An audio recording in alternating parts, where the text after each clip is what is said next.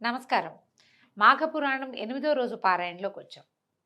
మృగశృంగుడనే బ్రాహ్మణ యువకుడు తనకి కాబోయే భార్య అయినటువంటి సుశీలని, ఆమె యొక్క స్నేహితురాళ్ళిద్దరినీ కూడా అపమృత్యువు నుంచి రక్షించాడు. యమధర్మరాజు కోసం భీషణమైన తపస్సు చేసి ముగ్గురు అమ్మాయిల్ని బతికించాడు. పునర్జీవితులైన ఆ ఆడపిల్లలు ముగ్గురు ఏం చెప్పారో చూద్దాం.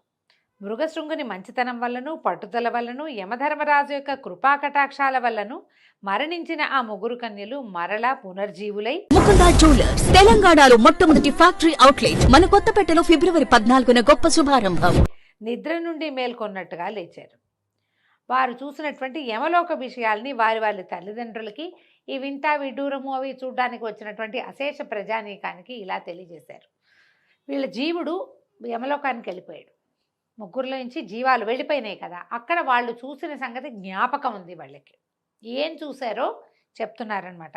యమలోకంలో పాపులు తాము చేసిన పాపములని అనుసరించి శిక్షలు అనుభవిస్తూ ఉంటారు. పాపులు తాము చేసిన పాపకర్మలకు యమలోకంలో కఠిన శిక్షలు అనుభవించవలసి ఉంటుంది. అక్కడ శిక్షలు కఠినాతి కఠినంగా ఉంటాయి. ఎర్రగా కాలుతున్న ఇనప స్తంభానికి పాపులను కౌగలింపజేస్తారు. ఒక ఇనప స్తంభం కాలుతూ ఉంటుందట, దాన్ని కావలించుకోవాలి. ఇనప స్తంభాన్ని కావలించుకుంటే ఏమవుతుందండి? శరీరం కాలుతుంది కదా, కావలింతలు తప్పవట, హగ్ చేసుకోవటమే. తర్వాత తలకిందులుగా వేళ్లాడగట్టి కింద మంటలు పెడతారు. సలసలా కాగుతున్న నూనెలో వేయిస్తారు. విషకీటకాలున్న చోటికి తోసేస్తారు. మనం చూస్తాం రౌరవాది నరకాలు అలా పేర్లు వింటుంటాం కదా, ఆ రౌరవాది నరకాలు కూడా అలాంటివేనండి. రకరకాలు అదొక జంతువట, దానికి అన్ని ముళ్ళు ఉంటాయట. ఆ జంతువులతోటి కుమ్మిస్తారు. రౌరవాది నరకాలు చాలా బాధాకరంగా ఉంటాయని చెప్తారు. పాపుల శరీరాన్ని పదునైన వాటితోటి, కత్తులతోటి, వాటితో రంపంతోటి గీరుతారట. దీన్ని కోసినట్టుగా ఘాట్లు పెడతారు. తర్వాత కారాన్ని అద్దుతారు, దాని మీద ఉప్పు అలాంటివి చల్లుతారనమాట. ఎర్రగా మండే బొగ్గుల్ని ఆహారంగా బలవంతంగా తినిపిస్తారు. చెవులలో సలసలా కాగుతున్న సీసాన్ని పోస్తారు.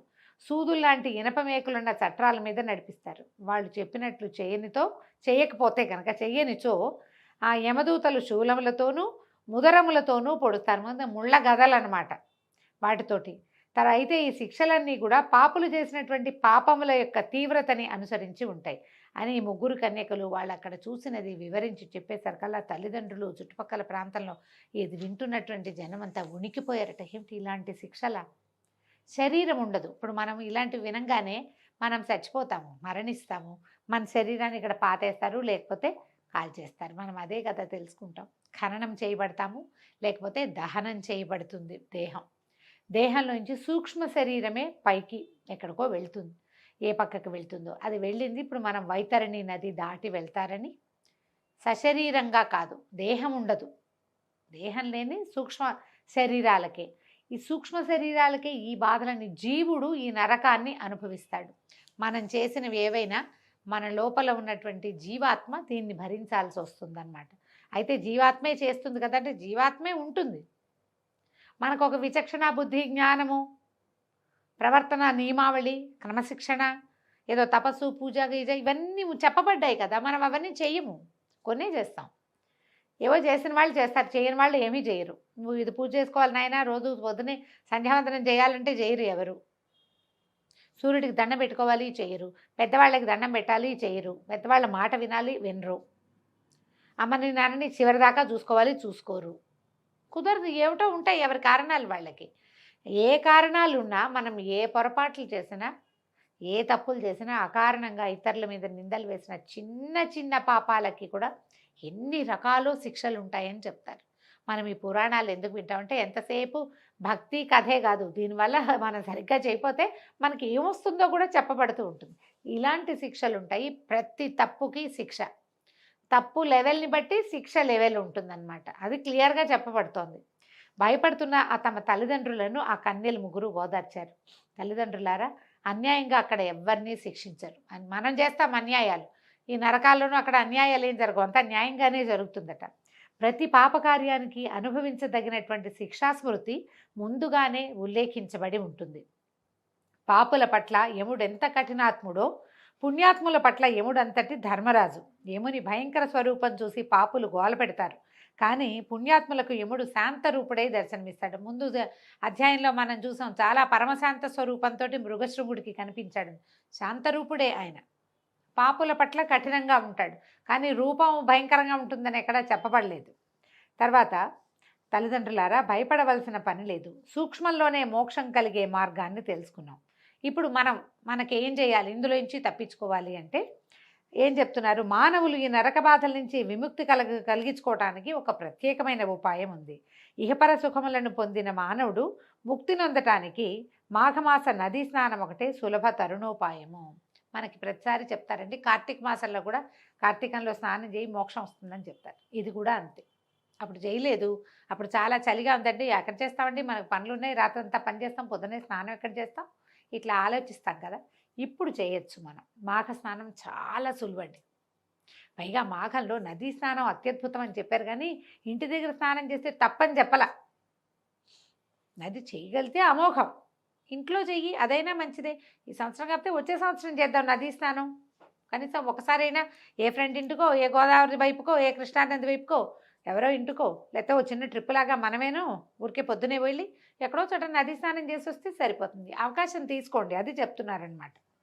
అయితే నదీ స్నానం చేయటం వల్ల చాలా మంచి జరుగుతుంది. ప్రతి మానవుడు మాఘమాసమందు నదీ స్నానం చేయటము, శక్తి కొలది దాన ధర్మాలు చేయటము, జపతపాదులు చేసుకోవటము. జపతపాదులు చేయటం అంటే మనకి ఏదైనా మంత్రోపదేశం ఉంటే గాయత్రి దగ్గర నుంచి మామూలుగా మంత్రాలు గురువుగారులు అందరూ ఇవాళ రేపు మనకి ఎంత కరుణా సముద్రులుగా ఉన్నారో మన గురువులు.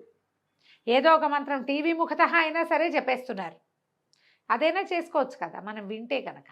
మనకేమీ రాదు, శ్రీరామ అనుకో, రామ అనుకోవచ్చు, అదైనా చాలు. ఎవరితోటైనా బోధ ఉంటే అద్భుతంగా ఉంటుంది. బోధ లేకపోయినా మనం చేసుకోవచ్చు. ఏదో ఒక మంత్రము జపము తపము చేసుకోవటము. తర్వాత యజ్ఞాది పుణ్యకార్యాలని చేయటము. ఏదైనా అవకాశం లభిస్తే అన్ని దేవాలయాల్లో ఇప్పుడు హోమాలు జరుగుతూనే ఉంటాయి. ఏదో ఒక దాంట్లో పార్టిసిపేట్ చేయండి ఈ మాఘమాసంలో. ఎక్కడ అవకాశం ఉంటే అక్కడ మన సమీపంలో ఉన్న ప్రతి దేవాలయంలోనూ ఏదో ఒక హోమాలు యజ్ఞాలు చేస్తూనే ఉన్నారు. కొంతకాలం క్రితం ఇట్లా లేదండి. ఇప్పుడు మనకి అవకాశాలు చాలా పెరిగినాయి. దేవాలయంలో సత్యనారాయణ వ్రతాలు చేసుకోవచ్చు, పౌర్ణమి వ్రతాలు చేసుకోవచ్చు, అభిషేకాది క్రియల్లో పాల్గొనవచ్చు. ఫలానా యజ్ఞం జరగబోతుంది, పౌర్ణమి నాడు ఫలానా యజ్ఞం చేస్తున్నాము, ఆసక్తి ఉన్న వాళ్ళు పాల్గొనండి, ఇలాంటి ప్రకటనలు విపరీతంగా కనపడతాయి. మనం రెగ్యులర్గా వెళ్ళే దేవాలయంలో ఉంటే అక్కడే కొంచెం ఏదో అమౌంట్ మనం ఇంట్లో చేసుకోవాలనుకోండి, చాలా పెద్ద పనిగా ఉంటుంది. దేవాలయంలో క్షేత్రంలో చాలా అవకాశాలు లభిస్తున్నాయి కదా. లభించే ఏదో ఒక అవకాశాన్ని, అన్నీ కాకపోయినా ఒకటి రెండింటినైనా తీసుకోవాలి.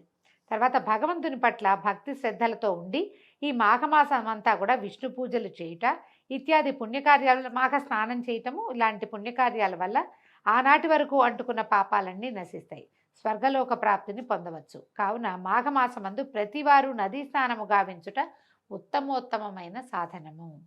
మాఘమాస నదీ స్నానం అత్యంత పుణ్యప్రదాయమైంది. ఇంకా చెప్తున్నారండి, ఇంకా కొన్ని ఏమేం చేయాలో. ఈ మాసంలో విష్ణు పూజ చేయటము, పురాణ శ్రవణము, ఎలాగో వింటున్నారు బుద్ధిమంతులు మీరంతా, కాబట్టి ఏం ఇబ్బంది లేదు. శక్తి కొలది దాన ధర్మాలు, శక్తిని బట్టి దాన ధర్మాలు చేసుకోవటం. నిష్కల్మష హృదయంతో శ్రీమన్నారాయణుని పూజించుట, స్మరించుట, విష్ణు సహస్రనామ పారాయణ, లేకపోతే కనీసం కేశవనామాలు చెప్పుకుని అయినా అర్చన చేసుకోవటం ఇత్యాది కృత్యాల్ని చేయవలను. అట్లు చేసినచో శ్రీమన్నారాయణుని కృపకు పాత్రులై విష్ణు సాయుధ్యాన్ని పొందుతారు.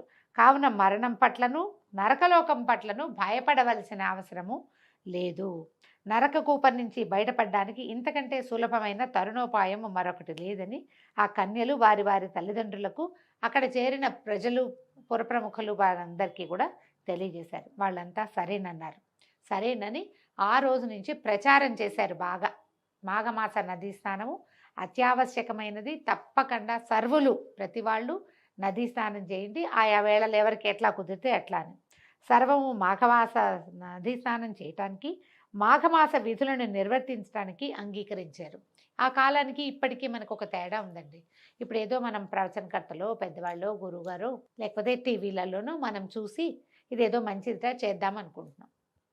ఇది నియమం కాదు, మీ ఆసక్తిని బట్టి మనం విని చేయదలుచుకుంటే.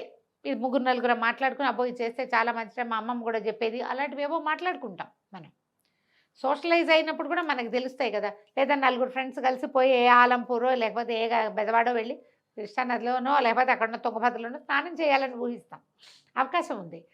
ఇప్పుడు మనం ఇలా చేస్తే అయితే ఇందులో ఏంటంటే తప్పనిసరిగా చేయాలన్న నియమం లేదు. పాతకాలంలో ఏం జరిగేదంటే ప్రభువులు చాటింపు వేయించేవాళ్ళు. అందరూ చేయాలి అంటే అందరూ చేయాల్సిందే, ఎవ్వరూ మానడానికి వీల్లేదు.